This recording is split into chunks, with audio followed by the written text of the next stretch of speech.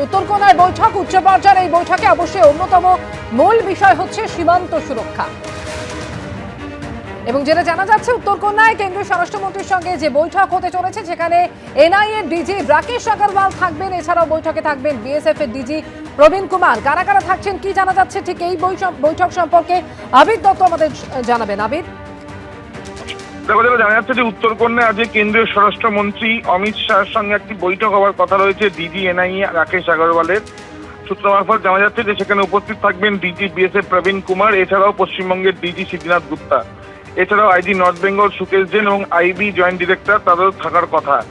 এই যে বৈঠক হবে, সেই বৈঠক সীমান্তবর্তী অঞ্চলে যে নিরাপত্তা বা সুরক্ষার জন্য যা যা করণীয় সেই বিষয় নিয়ে যে পদক্ষেপগুলো নেওয়া হয়েছে এবং যে পদক্ষেপ নিলে সীমান্ত আরো বেশি মজবুত হবে, তো সেই ক্ষেত্রে সেই বিষয়গুলোর উপরই আলোচনা হবে, যাতে কোনো রকম ভাবে কোনো অপ্রীতিকর ঘটনা যাতে কেউ ঘটাতে না পারে। যে অভিসন্ধির কথা প্রথম থেকেই একটা আশঙ্কা রয়েছে, সেই আশঙ্কাকে যাতে কোনোভাবে বাস্তবায়িত না হতে পারে, সেই জন্যই যে প্রিকশন নেওয়া বা সেই জন্যই যে সুরক্ষা নেওয়া, সেই সুরক্ষা বিধিগুলোর বিষয় নিয়েই আলোচনা হওয়ার সম্ভাবনা, যেটা জানা যাচ্ছে। সীমান্তবর্তী অঞ্চল এবং পশ্চিমবঙ্গের সেই সব জায়গাতে বিভিন্ন রকম কার্যকলাপ, যে কার্যকলাপগুলো বিষয় নিয়ে তথ্য জানাতে পারেন যারা মিটিং এ থাকবেন কেন্দ্রীয় স্বরাষ্ট্রমন্ত্রীকে, এবং তার সাথে সাথে তাদের তরফ থেকে তাদের কি প্ল্যানিং থাকবে বা কি পরিকল্পনা থাকবে সেই বিষয় নিয়ে এই বৈঠক হবে, এমনটাই সূত্র মারফত জানা যাচ্ছে। ধন্যবাদ আবির।